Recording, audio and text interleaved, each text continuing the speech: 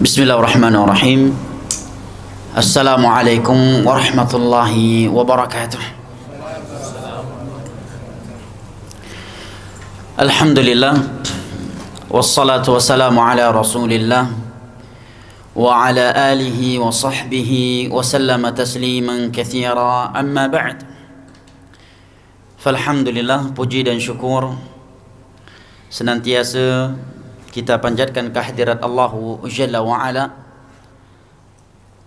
yang telah berfirman, wa in ta'uddu ni'matallahi la tuhsuha innal insana ladzalumun kafar. Dan kalaulah kalian menghitung-hitung akan nikmat Allah atas kalian, la tuhsuha, niscaya kalian tidak akan mampu menghitungnya. Innal insana ladzalumun kafar, sesungguhnya manusia itu pelaku kezaliman dan kekufuran, dan merupakan nikmat yang paling mahal, yang paling berharga dan lebih mahal daripada dunia beserta isinya dari Allah Jalla wa'ala kepada sebagian hambanya adalah nikmat Islam dan nikmat as-sunnah. Allah Jalla wa'ala berfirman di dalam surat Yunus, qul bifadlillahi wa birahmatihi fabidzalika falyafrahu huwa khairum mimma yajma'un.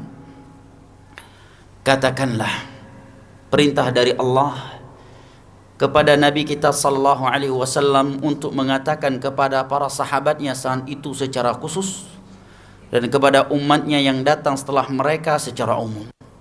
Katakan kepada mereka, fadlullah dan rahmatnya yang ia berikan kepada mereka, falyafrahu, hendaknya mereka gembira, bahagia dengan fadlullah dan rahmatnya. Huwa khairum mimma yajma'un, karena fadlullah dan rahmatnya itu lebih baik daripada dunia yang dikumpulkan oleh manusia.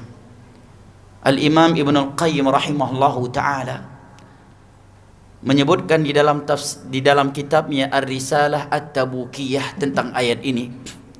Kata beliau, laqad tadarat aqwalul mufassirin min as-salaf fi anna al-murada bihima ni'matul Islam was sunnah. Telah masyhur daripada ulama tafsir salaf bahwa yang dimaksud dengan fadlullah dan rahmatnya di dalam ayat ini, yang kita diperintahkan agar berbahagia, bergembira dengannya, dan bahwa ia lebih mahal daripada dunia yang dikumpulkan oleh manusia, adalah nikmat Islam dan nikmat as-sunnah. Jamaah yang dimuliakan Allah, jumlah manusia di dunia ini menurut survei sebagian orang kurang lebih 7 miliar. Kurang lebih. Yang beragamakan Islam hanya 1 miliar. Sedangkan Allah berfirman, innad dina indallahil Islam. Satu-satunya agama di sisi Allah adalah Islam.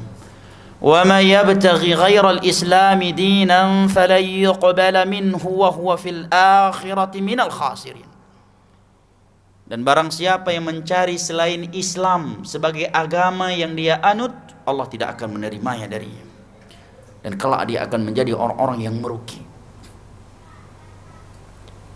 Dan Islam yang dianut oleh keumuman manusia, yang jumlah mereka hanya 1 miliar, ada yang Islam sekedar Islam di KTP, ada yang Islam hasil warisan nenek moyang. Sedangkan yang benar-benar menjalankan Islam sesuai dengan as-sunnah adalah kaum minoriti dari 1 miliar tersebut. Sedangkan Islam yang Allah perintahkan, yang Allah inginkan dan Allah tidak menerima kecualinya adalah Islam yang sesuai dengan as-sunnah. Allah Jalla wa'ala berfirman di dalam surat Ali Imran, qul in kuntum tuhibbuna Allah fattabi'uni yuhibbukumullah wa yaghfir lakum dhunubakum. Katakanlah, apabila kalian adalah orang-orang yang cinta kepada Allah, maka ikutilah aku. Niscaya Allah akan mencintai kalian dan akan mengampuni dosa-dosa kalian. Di dalam surat Al-Hasyr, Allah Jalla wa Ala berfirman, "Wa ma ataakumur rasulu fakhudhuhu wa ma nahakum anhu fantahu wattaqullaha innallaha syadidul iqab." Apa yang dibawa oleh Rasul kepada kalian, maka terimalah, jangan dikomentari dengan komentar yang seakan-akan kalian lebih berilmu daripada Rasul, kalian lebih tahu tentang cinta Allah daripada Rasul, dengan komentar yang mengesankan seakan-akan kalian lebih hikmah dan lebih tahu tentang persatuan manusia daripada Rasulullah sallallahu alaihi wasallam. Wa ma nahakum anhu fantahu, dan apa yang dilarang olehnya maka tinggalkanlah. Allah Jalla wa Ala berfirman di dalam surat Al-A'raf, "Falladzina amanu bihi wa 'azzaruhu wa nasaruhu wattaba'un nura alladzi unzila ma'ah ulaika humul muflihun." Mereka yang beriman kepada Nabi Muhammad, mengikuti cahaya tauhid, cahaya sunnah yang ia bawa, dan mengagungkannya, mereka adalah orang-orang yang pasti beruntung dunia dan akhirat. Di dalam hadis yang diriwayatkan oleh Imam Muslim dari Jabir bin Abdullah radhiyallahu anhu, Rasulullah sallallahu alaihi wasallam bersabda, "Inna mathali wa mathalakum kamathali rajulin awqad nara wa ja'ala al-janadibu wal farash yaqa'na fiha wa huwa yadhubbuhunna anha wa ana akhidhun bihujazikum wa antum tuflituna min yadai." Sesungguhnya perumpamaan aku dan kalian itu seperti seorang laki-laki yang menghidupkan api di malam hari. Tatkala api yang dia hidupkan tersebut sudah mulai menyala, datanglah hewan-hewan kecil seperti belalang dan semisal dengannya mendekati api tersebut. Dia pun berusaha sekuat tenaga menjauhkan hewan-hewan kecil itu dari api tersebut. Maka demikianlah aku dengan kalian. Ana akhidhum bihujazikum wa antum tuflituna min yadai. Aku pegang erat-erat pinggang kalian. Ini sebuah perumpamaan dari Nabi sallallahu alaihi wasallam. Karena pegangan di tubuh manusia yang paling erat adalah di pinggang. Oleh karenanya kita melihat orang yang berboncengan di atas motor, yang dia pegang apanya? Pinggang, bukan leher orang yang di depannya. Ya, pinggang. Nabi katakan, "Ana akhidhum bihujazikum wa antum tuflituna min yadai." Aku pegang erat-erat pinggang kalian agar tidak terjerumus ke dalam neraka Allah, wa antum tuflituna min yadai. Tetapi kalian rela melepaskan kedua tanganku dari pinggang-pinggang kalian.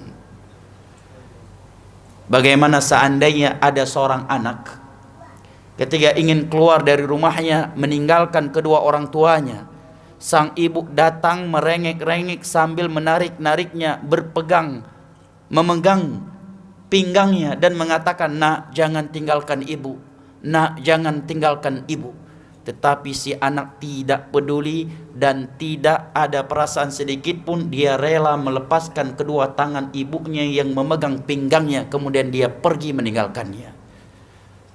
Pasti semua orang akan mengatakan itu anak yang durhaka. Tetapi terkadang kita nggak sadar bahwa diri kita lebih durhaka daripada anak tersebut terhadap Rasulullah sallallahu alaihi wasallam. Nabi mengajak kepada tauhid, sebagian kita lebih memilih syirik. Nabi menuntun kita untuk mengikuti sunnahnya ketika beribadah, tetapi sebagian kita justru lebih memilih dengan tata cara yang dia warisi dari nenek moyangnya, dengan alasan ini kan baik juga. Nabi mengatakan ini haram, dia mengatakan tetapi ini baik, dan seterusnya. Ana akhidhum bihujazikum wa antum tuflituna min yadai. Aku pegang erat-erat pinggang kalian, tetapi kalian rela melepaskan kedua tanganku dari pinggang kalian.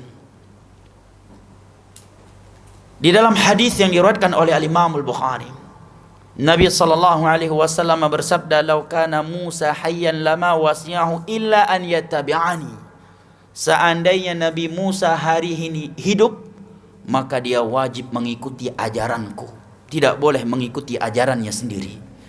Itu Nabi Musa alaihissalam. salah satu dari ulul azm. Nabi katakan, "Lau kana hayyan lama wasi'ahu illa an yattabi'ani." Ia wajib mengikuti ajaranku. Di dalam riwayat Al-Imam Bukhari dari Abu Hurairah radhiyallahu anhu, Rasulullah sallallahu alaihi wasallam bersabda, "Kullu ummati dakhala al-jannah." Seluruh umatku pasti masuk surga. Sampai di sini semua kita pasti bahagia dan gembira mendengarnya. Iya kan? Sampai di sini pasti semuanya senang. Semua bahagia, semua gembira mendengarnya. Seluruh umatku pasti masuk surga. Tetapi yang membuat kita jadi takut, setelah itu Nabi mengatakan, "Illa man aba," kecuali mereka yang enggan. Mendengar demikian, para sahabat pun berkata, "Ya Rasulullah, wa man ya'ba?" Siapakah yang enggan masuk surga dari umatmu? Karena Nabi tidak mengatakan Yahudi enggan masuk surga. Beliau tidak juga mengatakan mereka Nasara enggan masuk surga. Yang beliau katakan adalah kecuali mereka dari umatku yang enggan masuk surga. Para sahabat pun penasaran dan menjadi takut. Kok bisa-bisanya umat ada dari umat Nabi Muhammad yang enggan masuk surga? Maka mereka bertanya, "Wa man ya'ba ya Rasulullah?" Siapakah yang enggan masuk surga dari umatmu wahai Rasulullah? Maka Nabi mengatakan, "Man ata'ani dakhala al-jannah wa man asani faqad aba." Barang siapa yang taat kepadaku, dia pasti masuk surga. Ini tiket masuk surga. Tiket masuk surga, syarat masuk surga tidak harus bergabung kepada organization ini dan itu, bergabung kepada kelompok ini atau itu. Syaratnya cuma satu, "Man ata'ani dakhalal jannah." Barang siapa yang taat kepadaku pasti akan masuk surga. "Wa man asani faqad aba." Tetapi barang siapa yang bermaksiat kepadaku, maka dialah orang yang telah enggan untuk masuk surga. Al-Imam Al-Barbahari di awal kitab beliau Syarhus Sunnah, kitab yang berjudul Prinsip-Prinsip Sunnah, beliau mengatakan, "Al-Islamu huwa sunnah wa sunnatu hiyal Islam." Islam yang murni adalah as-sunnah, dan as-sunnah itulah Islam yang murni. Maka Islam dan sunnah dua hal yang tidak bisa dipisahkan. Ingin ikut Islam, maka wajib mengikuti sunnah. Dan yang mengikuti sunnah, dialah orang yang telah menjalankan Islam. Maka jamaah yang dimuliakan Allah, nikmat yang paling besar, nikmat yang Allah memerintahkan kita bangga, bahagia dan gembira dengannya, dan bahwa dia lebih mahal daripada dunia yang dikumpulkan oleh manusia adalah nikmat Islam dan nikmat as-sunnah.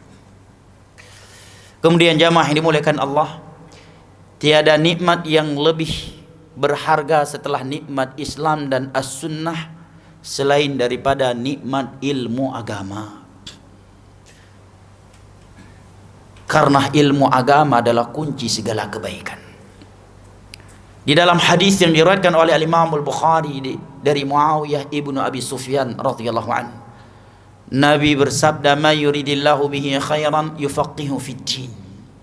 Barang siapa yang Allah inginkan kebaikan baginya, maka pasti Allah akan pahamkan ia tentang agamanya.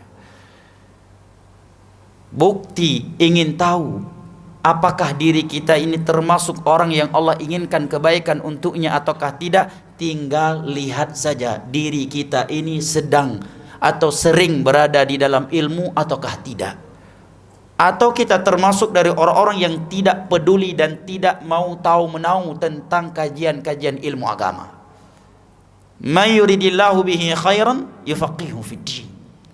Barang siapa yang Allah inginkan kebaikan baginya, maka Allah akan fahamkan ia tentang agamanya. Enggan menuntut ilmu agama, maknanya sejatinya, hakikatnya enggan dituntun ke surga Allah. Karena tanpa ilmu agama kita tidak akan pernah sampai ke surga Allah. Di dalam hadis yang diriwayatkan oleh Imam Muslim Dari Abu Hurairah radhiyallahu anhu, Rasulullah sallallahu alaihi wasallam bersabda, "Wa man salaka tariqan yaltamisu fihi ilma, sahalallahu lahu bihi tariqan ilal jannah." Barang siapa yang menempuh sebuah perjalanan dalam rangka menuntut ilmu agama, maka Allah akan mudahkan baginya jalan menuju syurga. Dan majelis ilmu agama terkhusus yang dilaksanakan di dalam rumah Allah adalah sebaik-baik tempat kita menenteramkan jiwa kita. Majelis ilmu agama adalah sumber sakinah ilahi untuk hati kita. Diriwayatkan oleh Imam Muslim dari Abu Hurairah radhiyallahu anhu, Nabi sallallahu alaihi wasallam bersabda, "Wa majtama'a qaumun fi baitin min buyutillah yatluna kitaballah wa yatadarasunahu fima bainahum illa nazalat alaihimus sakinah wa ghasyiyatuhumur rahmah wa haffathumul malaikah wa dzakarahumullahu fi man indah." Tidaklah ada suatu kaum yang berkumpul di rumah Allah, mengkaji dan mempelajari agama Allah sesama mereka, kecuali akan turun sakinah ilahi untuk mereka. Coba kita perhatikan. Sebelum datang ke majelis ilmu agama, mungkin kita sedikit gelisah, galau, sedang tidak nyaman hati sedang tidak tenang, tidak nyaman, sedang tidak karu-karuan. Tetapi begitu kita hadir majelis ilmu agama, kita benar-benar merasakan sakinah ilahi. Seakan-akan kita adalah orang yang paling kaya, orang yang paling sehat, orang yang paling bahagia, dan orang yang paling tidak ada beban dalam kehidupannya. Bahkan sebagian orang karena sakinah yang luar biasa turun kepadanya dalam majelis ilmu agama, tazkirah baru 10 menit kepalanya sudah menunduk ke bawah, menandakan dia telah menempatkan sakinah ilahi bukan pada tempatnya. Sakinah ilahi yang dia tempatkan bukan pada tempatnya. Nabi katakan, nazalat alaihimus sakinah, akan turun untuk mereka sakinah ilahi, wa ghasyiyatuhumur rahmah. Makanya presiden di zaman para salaf seperti Harun ar-Rasyid, seorang khalifah, raja, di mana tempat dia menenteramkan jiwanya dan keluarga besarnya? Di majelis Atha ibnu Abi Rabah, seorang ulama non-Arab, budak sahaya, rambutnya tidak sempurna, kulitnya hitam pekat, dan mukanya boning. Tahu boning ya? Tak tahu ya? Apa boning bahasa Melayu? Mancung ke depan mulutnya. Hah? Jonga. Ya, Allahul musta'an. Jonga mulutnya, tetapi inna akramakum indallahi atqakum. Harun bersama keluarganya, seorang presiden, raja, orang nomor 1, duduk bersimpuh di bawah kakinya. Kenapa? Karena Allah muliakan beliau dengan ilmu agama, sehingga presiden pun duduk bersimpuh di bawah kakinya. Seorang raja, orang nomor 1 di masa itu, Harun ar-Rasyid, bersama anak-anaknya. Kenapa? Karena mereka tahu majelis ilmu agama di dalam rumah Allah adalah tempat yang paling tentram di atas permukaan bumi ini. Adalah sumber sakinah ilahi. Nazalat alaihimus sakinah, akan turun untuk mereka sakinah ilahi. Wa ghasyiyatuhumur rahmah, tercurahkan untuk mereka rahmat ilahi. Wa haffathumul malaikah, malaikat-malaikat Allah akan meliputi mereka. Wa dzakarahumullahu fi man indah, dan Allah akan menyebutkan nama-nama mereka di hadapan malaikat-malaikat yang ada di sisinya. Subhanallah. Setiap kali kita hadir di majelis ilmu agama, setiap kali itu nama kita terdengar oleh malaikat Jibril, Mikail, Israfil, dan malaikat-malaikat Allah lainnya yang ada di sisinya. Jamaah yang dimuliakan Allah dan yang saya cintai, yang kedua, kita bersyukur kepada Allah Jalla wa'ala atas pertemuan ini. Dan tidaklah kita bertemu dan berkumpul saat ini di rumah Allah yang mulia ini kecuali karena undang-undang dasar kita, landasan agama kita yang satu, yaitu radhina billahi rabba wa bil islami dina wa bi Muhammadin sallallahu alaihi wasallam nabiyyan wa rasula. Undang-undang dasar inilah yang mempertemu dan mengumpulkan kita saat ini. Karena saya dari Aceh, antum Klang, nggak ada kaitan nasab antara saya dengan jamaah. Bahkan rata-rata di antara kita sebelumnya kita tidak pernah saling jumpa, nggak pernah kenal sebelumnya. Tetapi hari ini atau sebelum dan atau yang akan datang, kita bisa bertemu dan berkumpul yang seperti ini karena di dada-dada kita ada Al-Quran dan As-Sunnah ala fahmi salafil ummah. Seandainya tidak ada tauhid dan sunnah di dada-dada kita, nggak akan mungkin kita bisa bertemu dan berkumpul seperti ini. Kita memohon dan meminta kepada Allah Jalla wa'ala agar memasukkan kita ke dalam golongan yang Ia kecualikan di dalam firman yang tertera di dalam surat Az-Zukhruf. Al-akhillau yawma idzin ba'dhum li ba'dhin aduwwun illal muttaqin. Seluruh orang-orang yang saling cinta, mencintai, saling sayang, menyayangi di antara mereka di dunia ini akan bermusuhan di hari kiamat di antara mereka. Dua pasangan suami istri, seorang dengan temannya, sahabatnya, dengan jirannya, dengan partner bisnisnya. Mereka yang saling cinta, mencintai di antara mereka di dunia ini, Allah katakan semuanya akan saling bermusuhan. Illal muttaqin, kecuali mereka yang menjadikan takwa sebagai landasan persaudaraan dan persahabatan di antara mereka.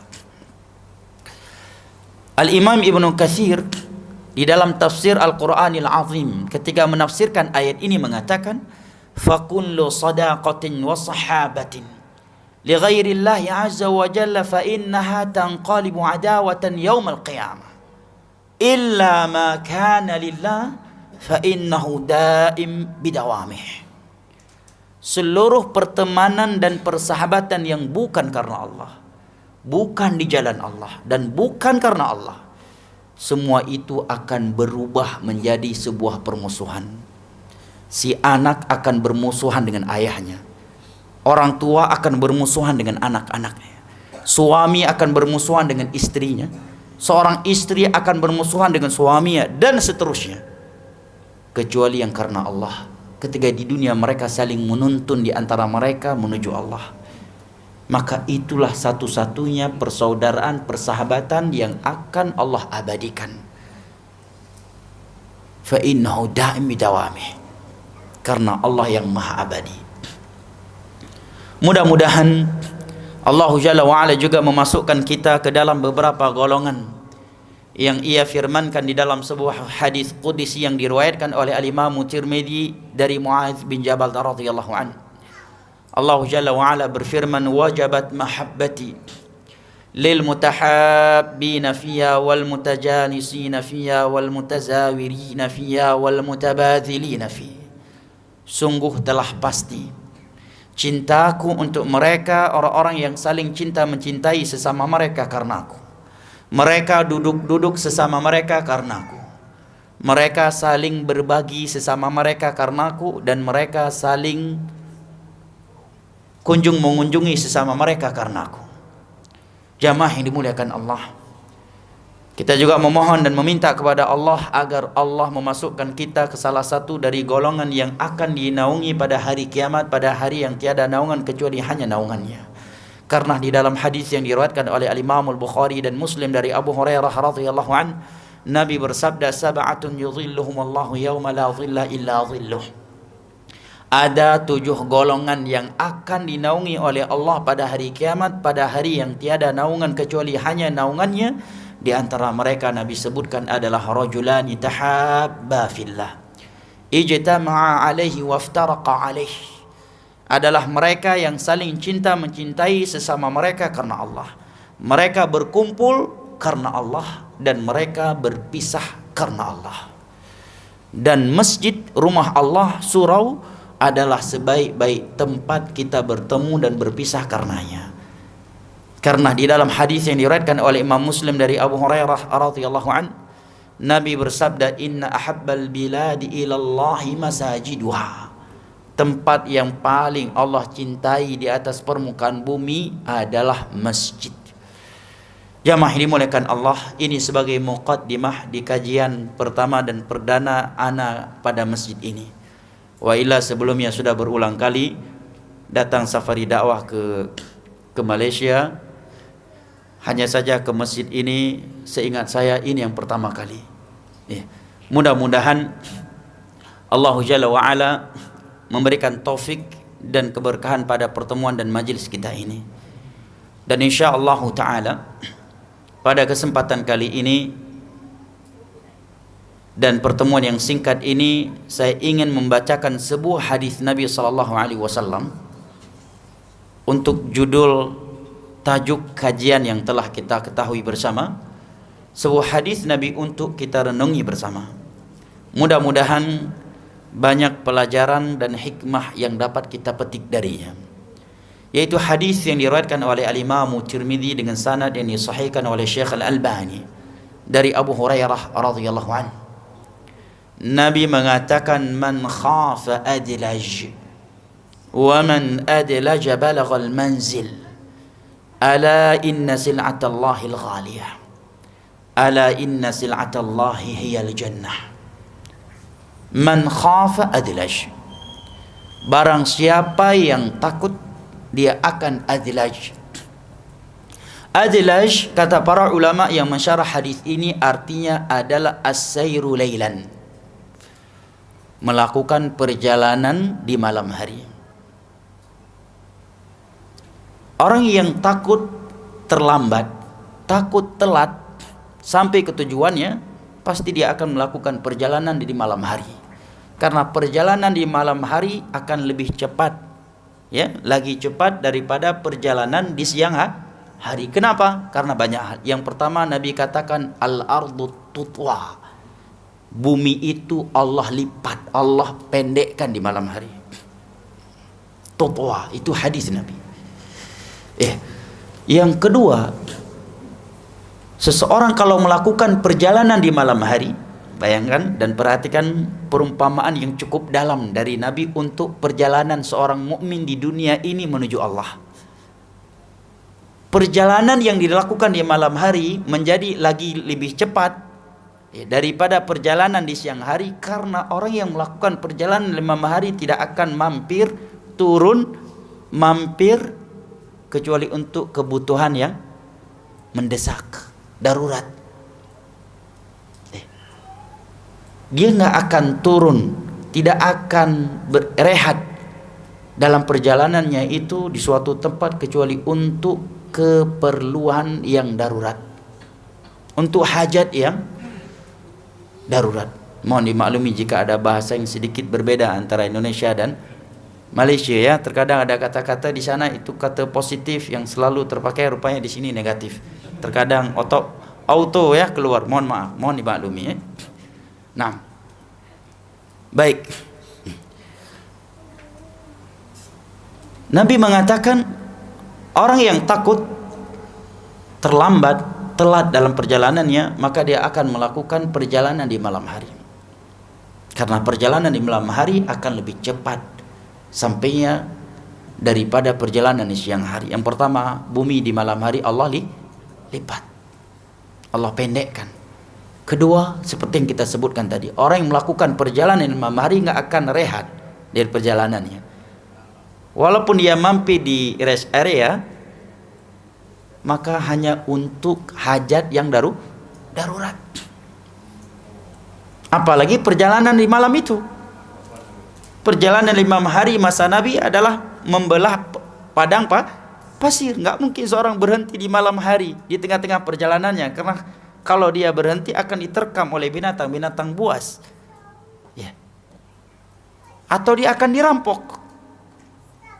Maka kalau dia berhenti pasti untuk hajat yang darurat, untuk buang hajat ataukah yang lainnya.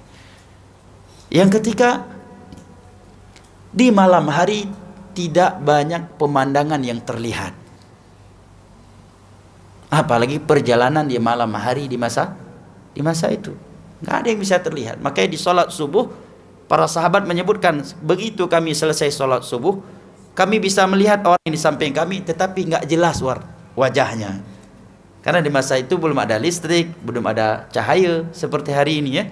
Dalam masjid begitu mereka selesai sholat, kata para sahabat, bil ghalas, masih gelap-gelap sedikit. Kita lihat orang tapi nggak jelas siapa orangnya secara pasti. Apalagi di malam hari. Ini bayangan perumpamaan yang cukup dalam dari Nabi. Artinya seorang mukmin dalam perjalanannya menuju Allah, kalau dia ingin berjumpa dengan Allah di dunia ini, jangan banyak melihat ke kanan dan ke kiri. Karena dunia ini perhiasan. Nabi katakan hulwatun khadirah, manis lagi dan hijau. Kalau kita melihat, memandangnya dan waktu dengan masa yang lama, kita akan terpukau dengannya. Kita akan terlena dan kita akan tertipu dengannya. Karena dunia memang hulwatun khadirah, manis lagi hijau.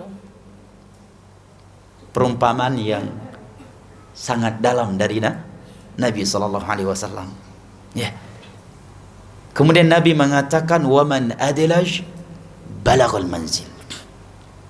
Barang siapa yang melakukan perjalanan di malam hari, safar di malam hari, maka dia akan cepat sampai ke rumahnya, ke tujuannya. Kemudian di akhir daripada hadis Nabi katakan ala inna sil'atallahil ghaliyah.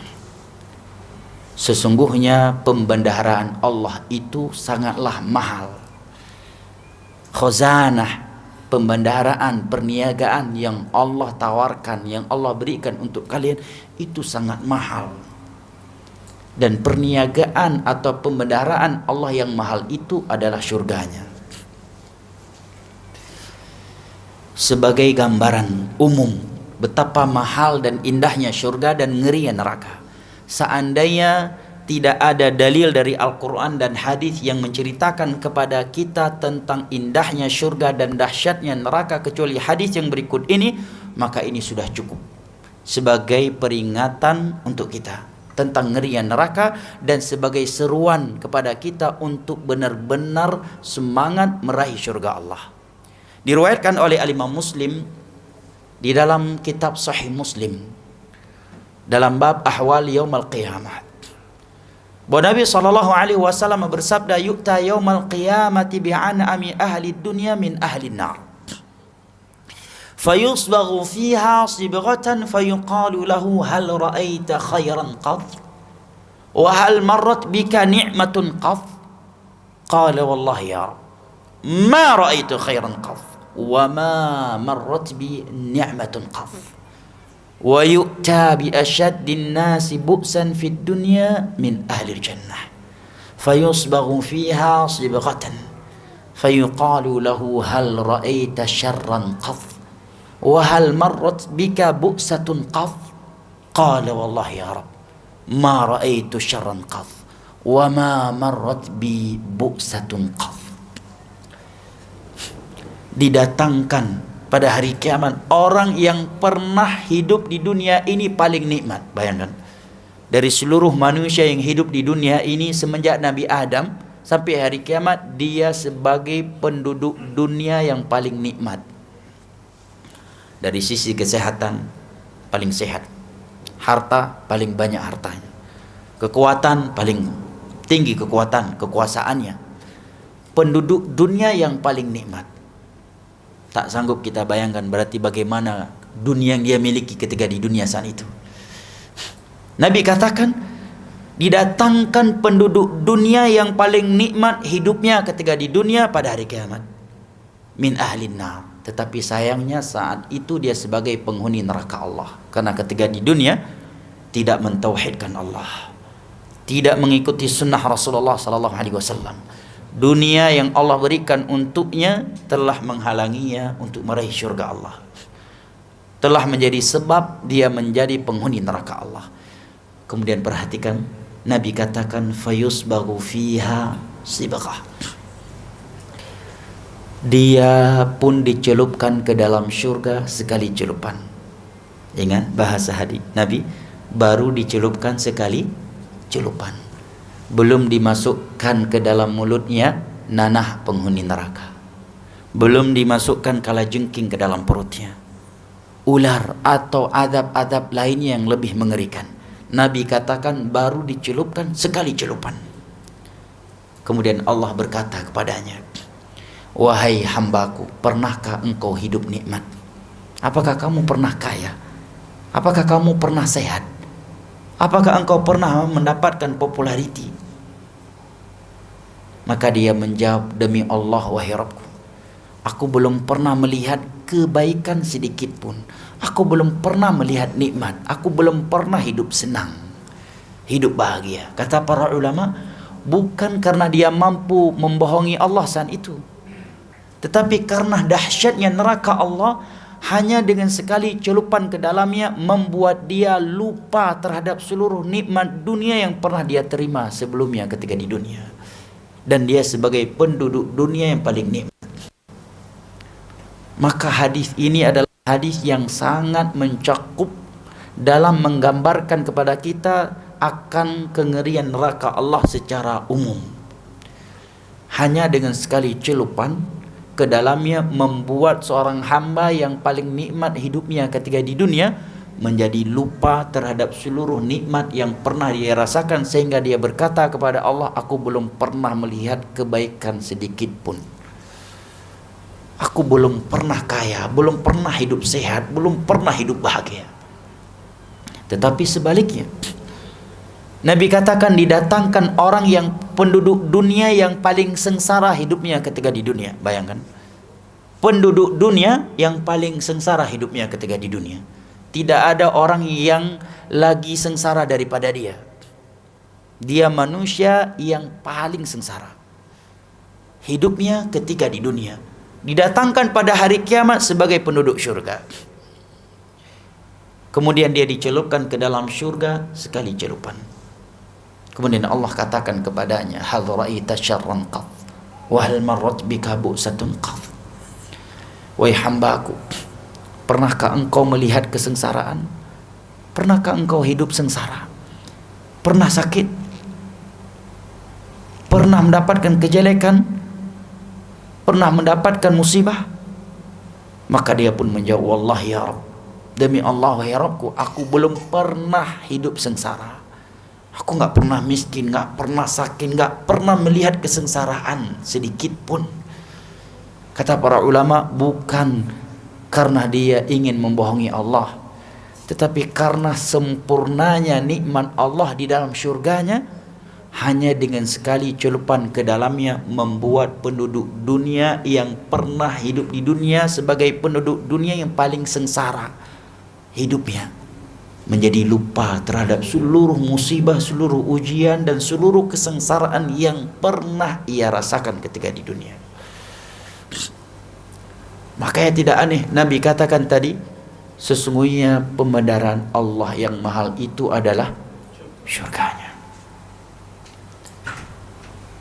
Di dalam hadis qudsi yang diriwayatkan oleh Imam Muslim dari Abu Hurairah radhiyallahu an, Nabi sallallahu alaihi wasallam menyebutkan bahwa Allah berfirman, a'dadtu li'ibadi fiha ma la 'ainun ra'at wa la udhunun sami'at wa la khatar ala qalbi bashar.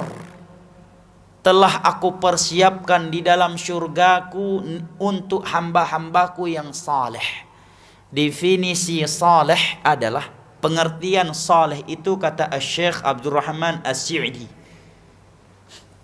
di dalam kitabnya Al-Qawaidul Hisan, kitab yang membahas kaedah-kaedah tafsir, beliau mengatakan orang saleh itu adalah orang di mana ketaatannya lebih banyak daripada maksiatnya, kebaikannya lebih banyak daripada kejelekannya.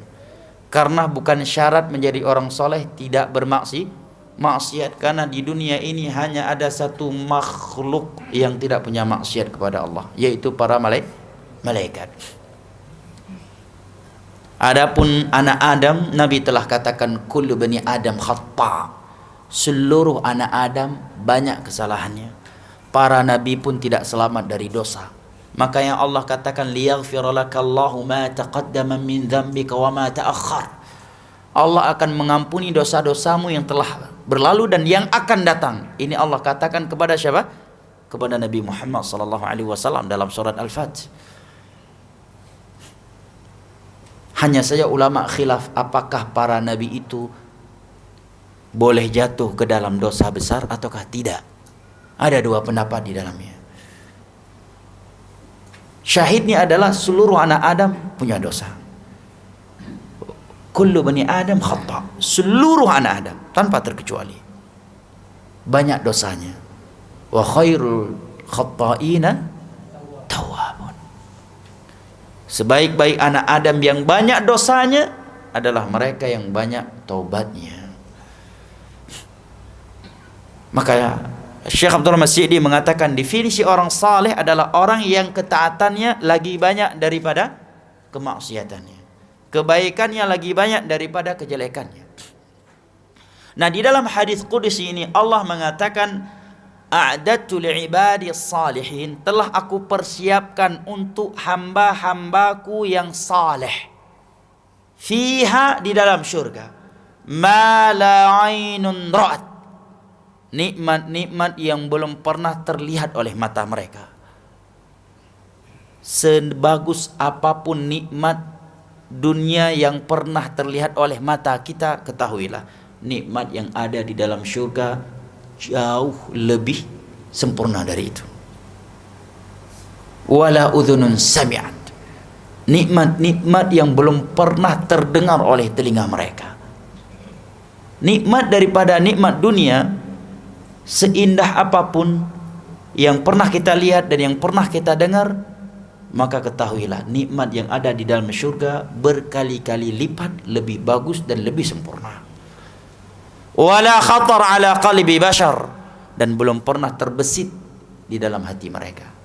Nikmat dunia walaupun kita belum pernah melihat dan belum pernah mendengarnya, terkadang kita masih mampu membayang-bayanginya di dalam hati kita, ya kan? Masih bisa terbesit, masih boleh terbesit di dalam hati kita. Kenapa? Karena nikmat dunia itu nikmat yang tidak sempurna, nikmat yang terbatas.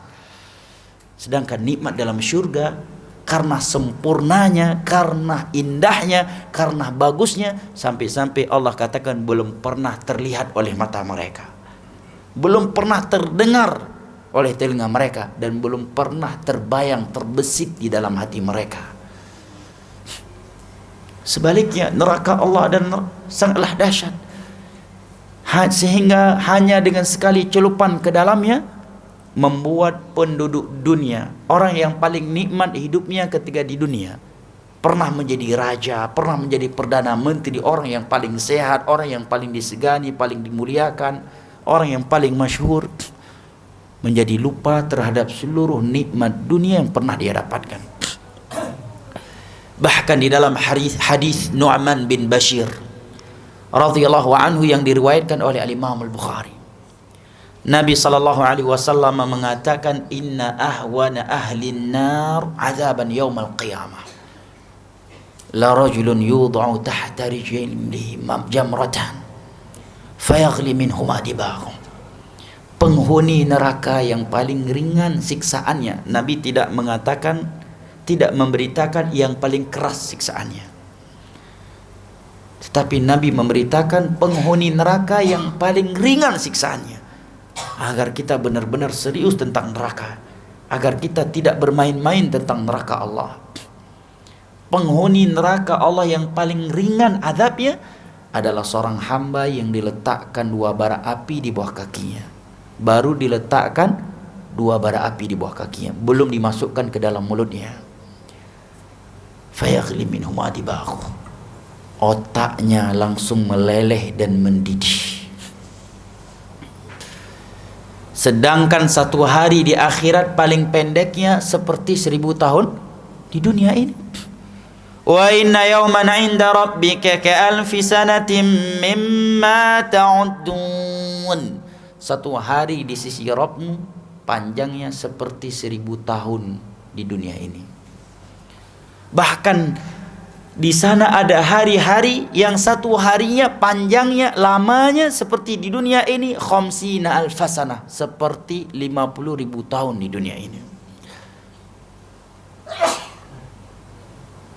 Berarti jamaah dimulaikan Allah, seandainya kita punya umur 60 sampai 70 tahun, yang mana 60 hingga 70 tahun itu adalah umur kebanyakan dominan umat Nabi Muhammad sallallahu alaihi wasallam, karena beliau bersabda, inna a'maru ummati baina 60 wa 70 wa qalilun man jawaza dzalik. Umur mayoritas daripada umatku itu 60 sampai 70 tahun. Amat sedikit dari mereka yang lewat dari 70 tahun. Ada yang udah lewat 70 tahun di sini? Coba tunjuk tangan. Sudah berapa tahun? 70 lewat? Belum Belum. Belum ada satupun yang umurnya sudah 60. Yang 60 udah ada? Ada? Berapa orang? Kalaupun ada baru 1-2 orang ya. Subhanallah. Nah, coba kita perhatikan hadis Nabi ini. Nabi mengatakan amat sedikit yang melewati 60 atau 70 tahun. Anggaplah umur kita sampai 60 dan 70 tahun.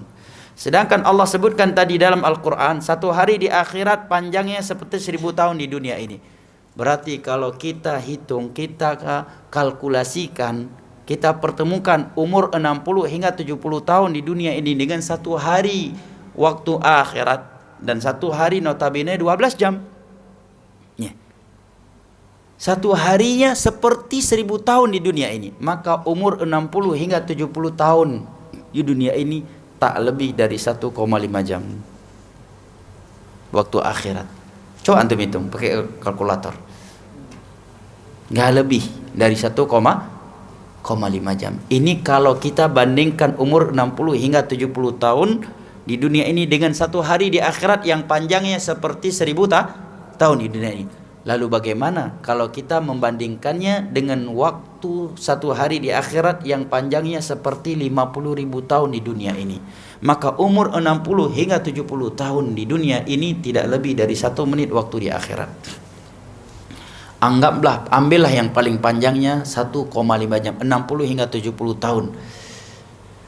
Umur kita di dunia ini kita bandingkan dengan satu hari di akhirat yang panjangnya seperti 1000 tahun di dunia ini, berarti hanya 1,5 jam, tak sampai 2 jam.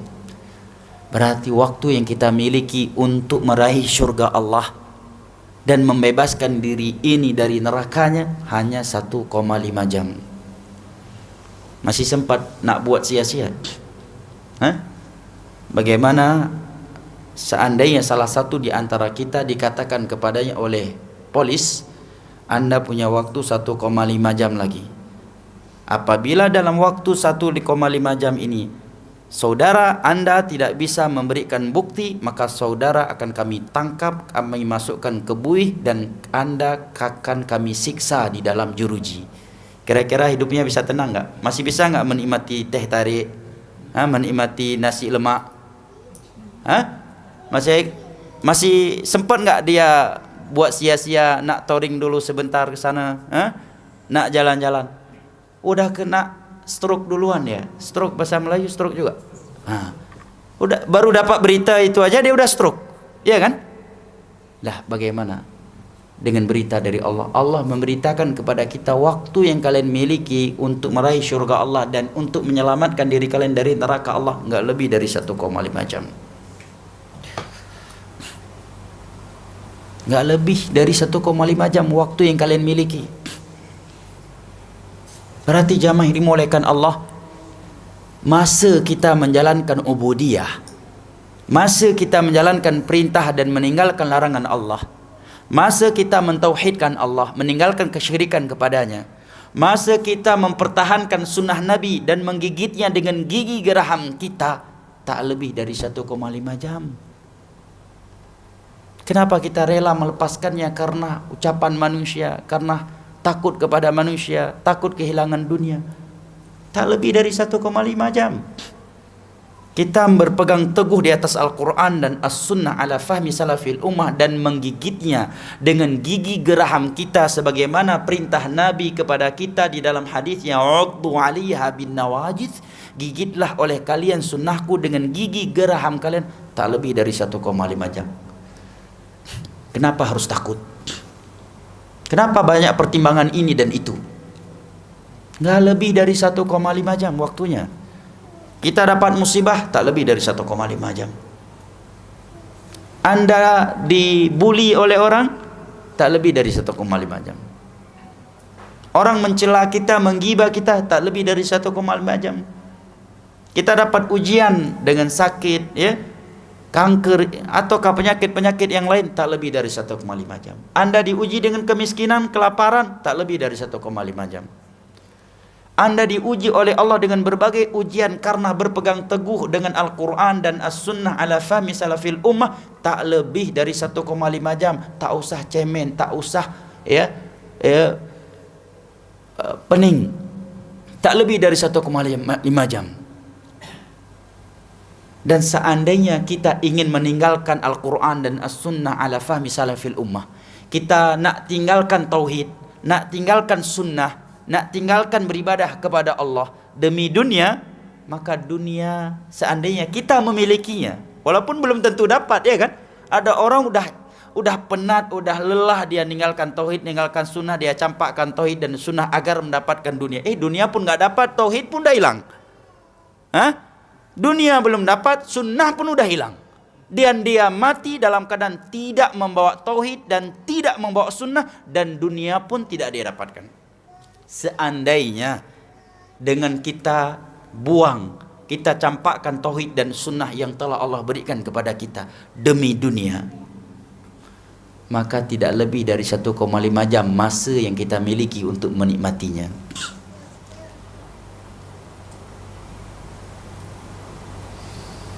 Bagaimana seandainya ada yang berkata kepada kita, ni uang untuk Anda $1.000.000 Amerika.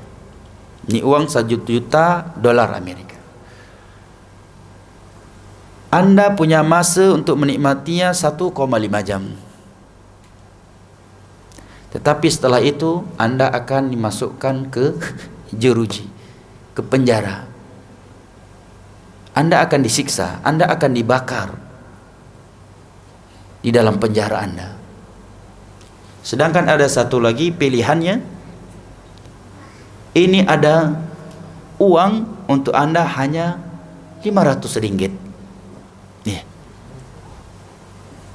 Apabila Anda menerimanya, Anda menggunakannya, Anda akan bebas selama-lamanya. Orang yang berakal nak milih mana? Ini RM500 tadi, daripada 1.000 atau $1.000.000, tapi masa boleh menikmatinya cuma 1,5 jam. Setelah itu kita ditangkap, dimasukkan ke bui, disiksa dan dibakar hidup-hidup. Orang yang berakal pasti tak nak menerimanya. Dan sepakat semua orang kalau ada yang menerima tawaran tersebut, dia dianggap sebagai orang yang tak berakal. Kata Imam Ibn Qayyim kurang lebih semakna ini dalam kitabnya Ad-Da' wa Dawa.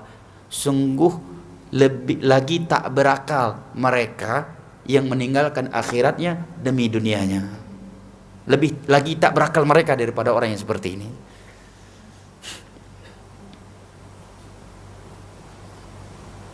Ingat jamaah, waktu yang kita miliki tak lebih dari 1,5 jam. Gak lama.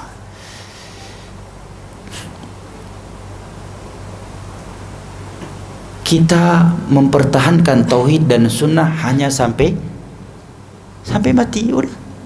Malam ini mati, selesai. Kita berpegang teguh dengan Al-Quran dan As-Sunnah. Kenapa harus pusing? Kenapa harus pening? Kenapa harus takut?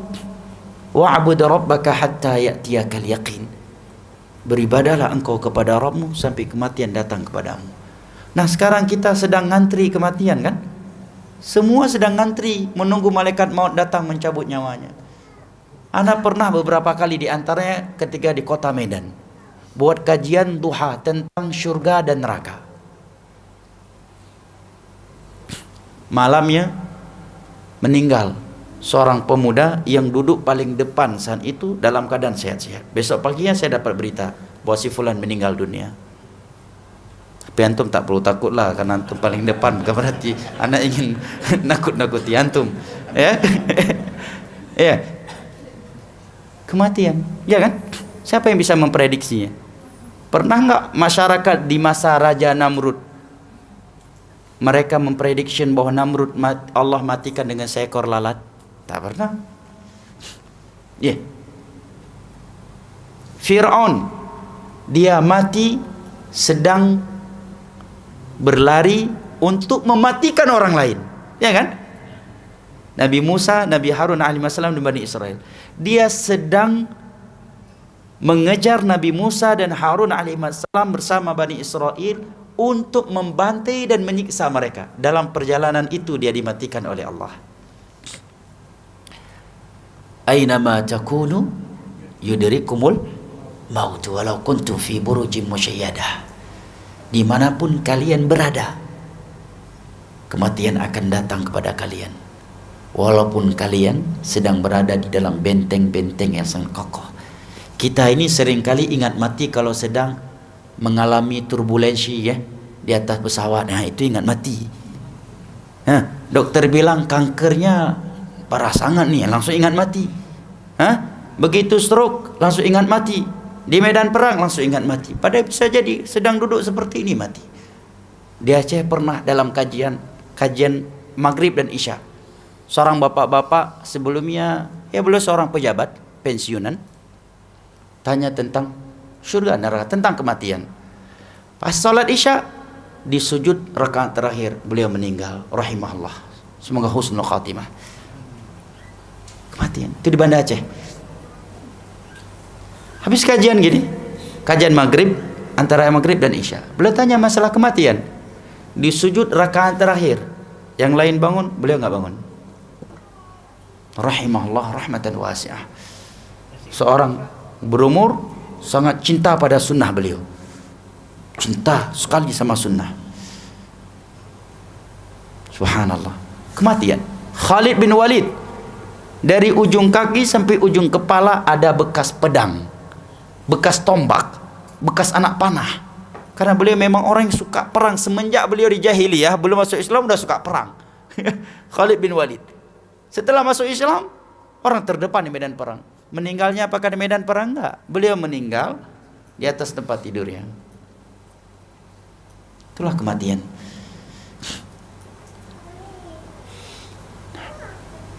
Itulah yang namanya kematian.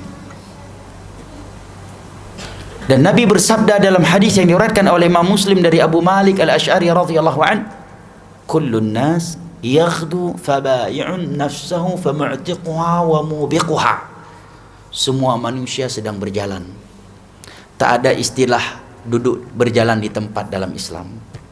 Sebagian manusia ada yang berkata, oh, dia berjalan di tempat, ya kan? Nggak tahu di sini ada nggak istilah itu? Berjalan di tempat. Setempat bahasanya. Berjalan setempat. Ya. Dalam Islam tak ada istilah berjalan setempat. Semuanya sedang berjalan menuju kematian, menuju alam barzakh. Fabayi'un nafsa. Semua mereka sedang berjuang dan mengorbankan jiwanya. Nah, ini hal yang perlu kita renungkan. Nabi sebutkan seluruh manusia di dunia ini, baik yang muslim, yang kafir, ya, yang kaya, yang miskin, yang sehat, yang sakit, ya, yang ikut sunnah, yang ikut bid'ah, yang soleh, yang fasik, semua mereka sedang melakukan dua perjuangan. Cuma ada dua perjuangan di dunia ini, nggak ada perjuangan yang ketiga. Yang pertama, perjuangan untuk meraih surga Allah dan membebaskan dirinya dari neraka Allah. Dan perjuangan yang kedua adalah untuk melemparkan dirinya ke dalam neraka Allah. Dia sadari ataukah tidak. Cuma ada dua perjuangan ini di dunia ini. Dari semenjak seorang hamba bangun dari tidurnya sampai tidur kembali, dia sadari ataukah tidak, dia hanya melakukan dua perjuangan. Perjuangan masuk surga dan bebas dari neraka Allah, atau perjuangan untuk dilemparkan ke dalam neraka Allah. Sebagaimana banyak dari manusia sedang berjuang untuk meraih surga Allah, tak sedikit pula dari mereka yang sedang berjuang untuk masuk neraka. Hanya saja orang yang sedang berjuang masuk neraka, ada yang sadar dia sedang berjuang masuk neraka, ada yang tak sadar. Yang sadar apa? Pelaku maksiat.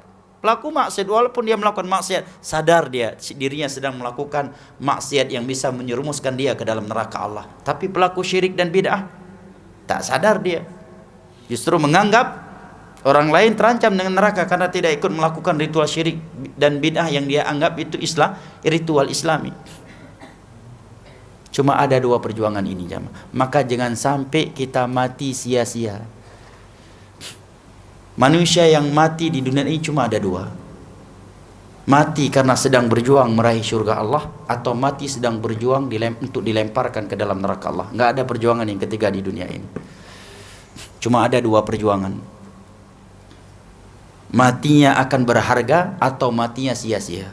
Kalau matinya karena Allah, di jalan Allah, matinya berharga, mulia, husnul khatimah, diterima oleh Allah. Tapi kalau matinya bukan di jalan Allah, sedang berjuang bukan di jalan Allah, dan bukan karena Allah, bukan di jalan tauhid, bukan di atas sunnah, dan bukan di atas ketaatan kepada Allah, walaupun seluruh manusia di dunia mengatakan dia pahlawan, dia tetap bukan pahlawan di dalam Islam.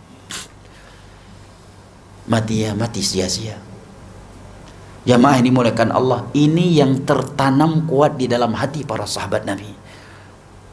Surga, neraka, dan perjalanan menujunya. Ini benar-benar tertancap kuat di dalam hati mereka, sehingga keluar dari hati mereka kecintaan terhadap dunia.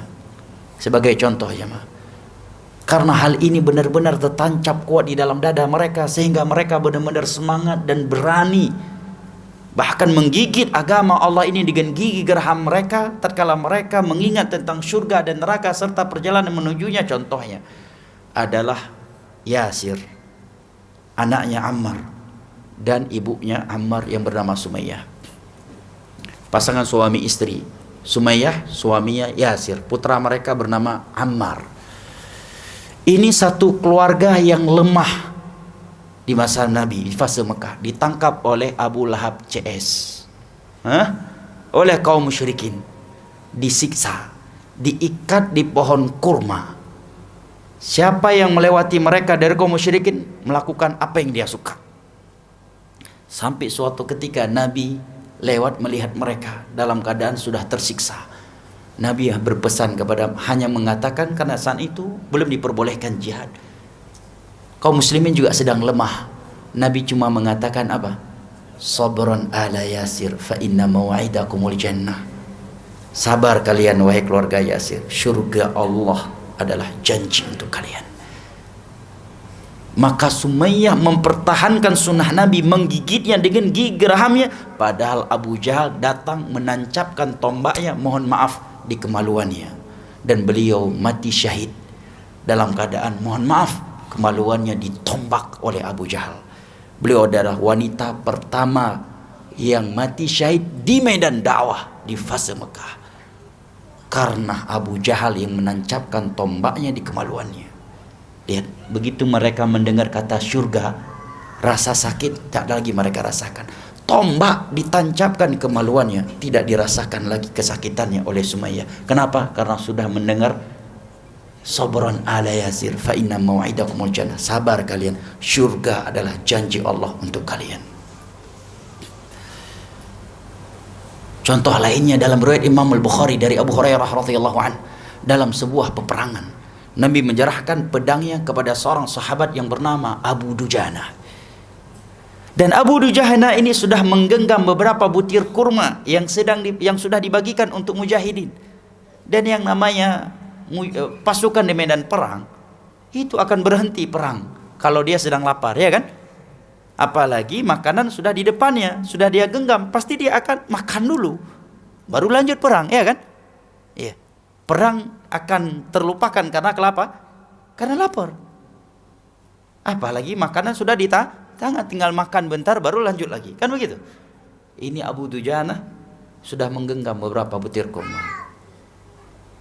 Begitu Nabi serahkan pedang kepadanya, ia bertanya kepada Nabi, ya Rasulullah, in qultiltu ana huna fa ina ana. Wahai Rasulullah, seandainya aku mati di medan jihad kali ini, di mana tempat saya? Nabi katakan, fil jannah, tempatmu di surga. Fa alqa tamaratin kunna fi yadihi. Maka seketika itu beliau melepaskan kurma yang sudah beliau genggam untuk makan, kemudian langsung menuju ke barisan kaum musyrikin, sehingga beliau diibaratkan seperti gunting yang menggunting kain, masuk ke dalam barisan mereka, kembali lagi, masuk lagi, sampai beliau mati syahid di tengah-tengah mereka. Nggak sempat makan, nggak sempat memasukkan kurma yang sudah beliau genggam ke dalam mulutnya setelah mendengar kata surga dari Nabi SAW. Begitu mereka, cara mereka menyemangatkan diri mereka dalam beragama,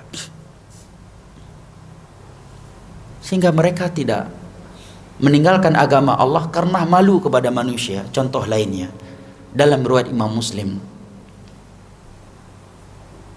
dari Khalid Al-Juhani radhiyallahu an, ada seorang wanita dari kabilah Khuza'ah datang kepada Nabi, dan Nabi sedang bersama beberapa sahabatnya.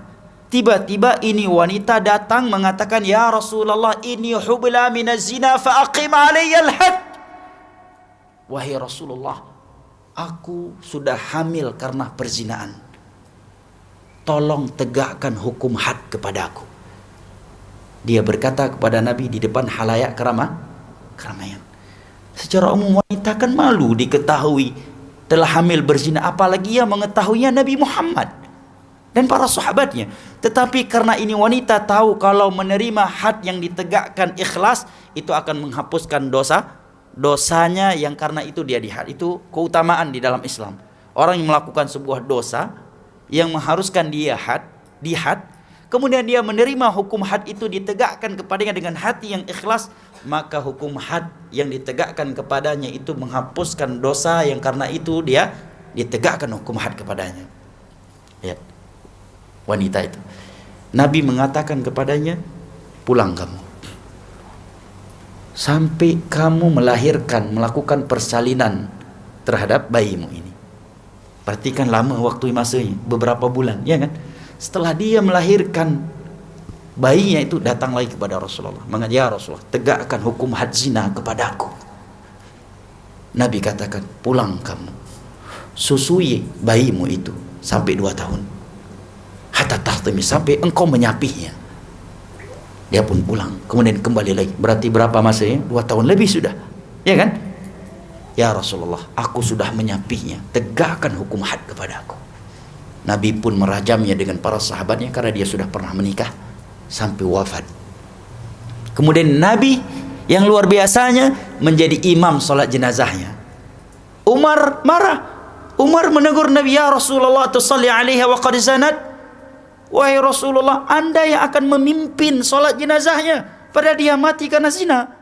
Kita tegakkan hukum had, kita rajam dia karena zina. Sekarang Anda ingin menjadi imam solat jenazahnya. Apa Nabi jawab? "Laqad tabat taubatan law wusi'at baina sab'ini min ahli al-Madinah la wasi'atuhum." Ini wanita, wahai Umar, sudah bertaubat dengan hatinya yang jujur. Seandainya keutamaan taubat dia itu dibagikan untuk 70 orang penduduk Madinah, itu sudah cukup untuk mereka sebagai modal masuk surga. Allahu Akbar. Apa pelajaran yang bisa kita ambil dari kisah ini? Karena mereka mengingat surga dan neraka, maka rasa malu kepada manusia menjadi hilang. Kita karena malu sama manusia, ingat malu sama manusia, lupa surga dan neraka. Ya kan? Jelas-jelas ini jalan menuju surga, kita tinggalkan. Kenapa? Malu sama manusia. Kalau orang Aceh bilang hana mangat, nggak enakan, merasa nggak enak sama manusia. Kalau saya nggak ikut serta dalam ritual syirik itu, nanti saya dibilang Wahabi, cemen. Ya, nanti saya dibilang Wahabi, akhirnya ikutlah buat ritual syirik, buat ritual bid'ah, buat maksiat. Sedang ikut, datang malaikat maut, cabut nyawanya. Nabi mengatakan, innamal a'malu bil khawatim, amalan itu dengan penutupnya. Hadis riwayat Al-Imam Al-Bukhari dari Sahal bin Sa'd As-Sa'id radhiyallahu anhu. Yub'atsu kullu 'abdin 'ala ma mata 'alaihi. Setiap hamba itu akan dibangkitkan sesuai dengan kondisi matinya. Mati sedang berbuat syirik, dibangkitkan seperti itu. Mati sedang berbuat bid'ah akan dibangkitkan seperti itu. Nabi akan melihatnya. Para nabi, para rasul, para sahabat melihat, oh rupanya mati sedang buat bid'ah. Mati sedang bermaksiat akan dibangkitkan seperti itu. Yub'atsu kullu 'abdin 'ala ma mata 'alaih. Setiap hamba itu akan dibangkitkan sesuai dengan kondisi matinya. Hadis riwayat Imam Muslim dari Jabir bin Abdullah radhiyallahu anhuma. Lihat Abu Dujana jamaah, begitu dengar kata syurga langsung lupa makan. Padahal kurma udah di tangan, ini juga wanita. Karena mengingat syurga dan neraka, dahsyatnya alam kubur, malu kepada manusia jadi hilang. Kita karena malu sama manusia, lupa syurga neraka. Udah jelas-jelas kita tahu itu tauhid, kita tinggalkan.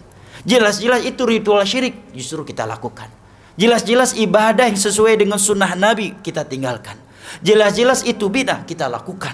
Jelas-jelas itu haram kita lakukan. Kenapa? Bukan karena kalau melakukannya akan mati, akan miskin. Hanya karena malu sama jiran. Hanya karena malu.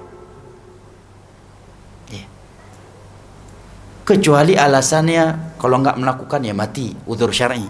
Itu namanya mukrah, terpaksa. Ya, hilang nyawa, hilang kehormatan, hilang harta secara totality. Nah, itu udzur. Ya, syar'i mukrah. Illa man ukriha wa qalbu mutmainnun bil iman. Kecuali orang yang dipaksa dan hatinya masih tenang dengan iman. Tapi sebagian orang hanya sekedar malu.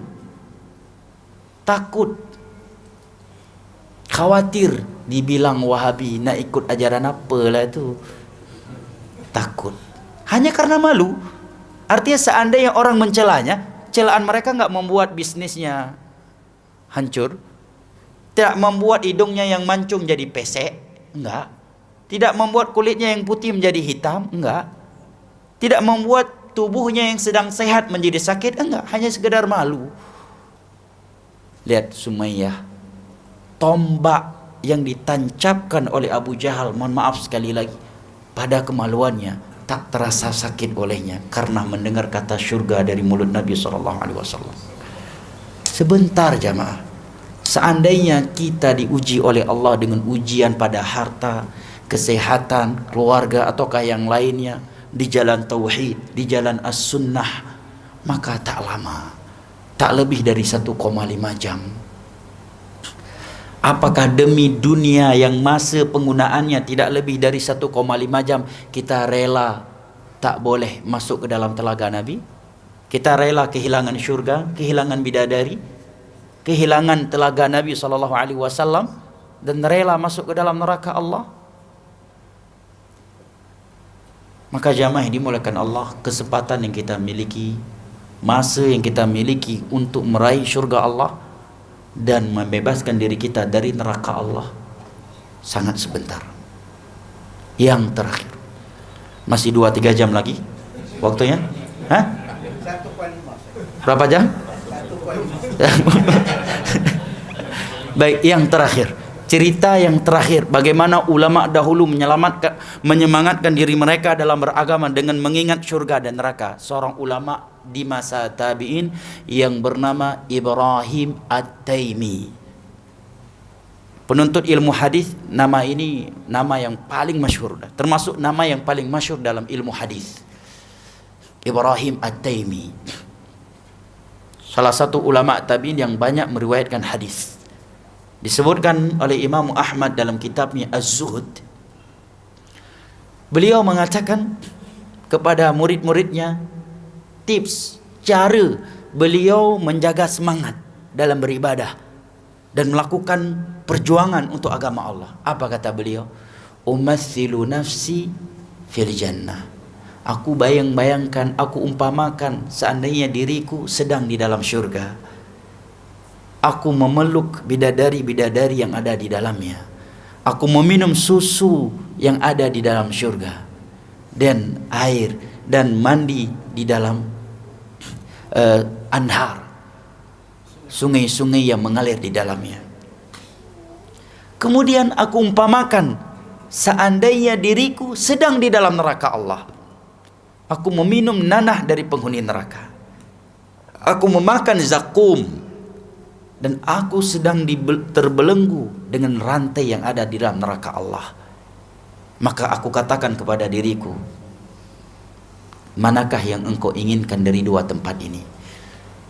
Pilih, mau pilih yang mana?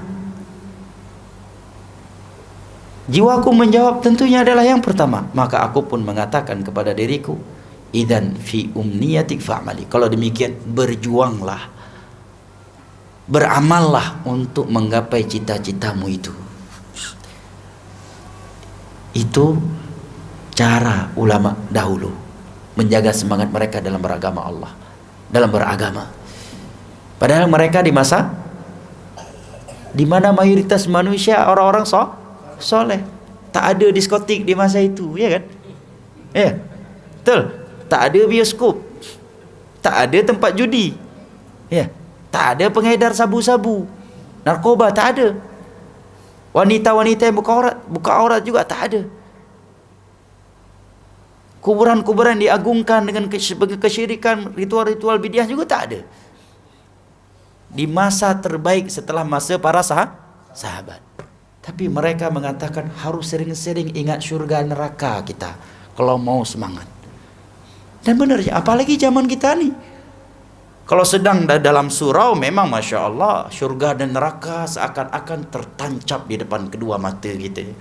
Begitu keluar baru 3 langkah, udah lupa apa yang disampaikan oleh Pak Ustadz dari syurga neraka. Hanya gara-gara ada telepon tawaran bisnis, langsung ambil tiket, langsung pergi Amerika. Padahal tadi nangis-nangis pas dalam surau, seakan-akan syurga dan neraka sudah terlihat di depannya. Baru 2 langkah keluar masjid, langsung booking tiket ke Amerika, nonton MotoGP. Langsung ke Barcelona, Real Madrid, nonton Piala Dunia sepak bola. Itu di zaman kita, ya kan? Kalau di dalam surau, Masya Allah, kayaknya air mineral pun tak sanggup dia minum lagi. Karena sudah merindukan syurga dan neraka. Begitu keluar dari surau, baru 5 langkah, udah lupa dia. Ya. Kalau dia anak muda, langsung lihat acara apa nih di bioskop malam besok nih, malam minggu nih, Ahad nih, di mana ada pentas. Maka di zaman kita ini kita harus lebih lagi sering-sering ingat syurga neraka jamaah. Nabi saja menyemangatkan dirinya dengan mengingat syurga dan neraka. Ya. Para sahabatnya juga demikian. Para tabi'in juga demikian. Tabi'ut tabi'in juga demikian. Ulama-ulama yang datang setelah itu juga demikian. Contohnya Anas bin Nadhr. Pernah dengar nama ini? Mungkin asing nama ini. Dan juga bukan nama yang sering disebutkan. Anas bin Nadhr, pamannya Anas bin Malik. Beliau termasuk salah satu pasukan sniper Nabi yang ada di atas gunung Rumah dalam perang Uhud. Gunung itu dinamakan Rumah karena di atasnya ada rumah. Rumah itu artinya pasukan panah. Kalau bahasa sekarang sniper lah ya. Makanya dinamakan Gunung Rumah, Gunung Sniper. Itu arti rumah. Sekarang udah pendek lah, kalau kita pergi ke Uhud udah hampir hilang. Itu dulu gunung tinggi, di situ Nabi tempatkan pasukan pemanah. Nabi perintahkan mereka, lindungi kami yang ada di bawah. Jangan ada yang turun dari gunung ini sekalipun ada burung-burung yang mencabik-cabik kalian. Jangan ada yang turun. Perintah Nabi kepada mereka. Singkat ceritanya, sebagian mereka turun. Setelah melihat perang udah selesai, mereka mentakwil itu perintah Nabi tadi kalau kita masih jihad dan sebagainya. Nah, di antara yang bertahan waktu itu masih ada 2 orang. Anas bin Nadhr dan Sa'ad bin Mu'adz.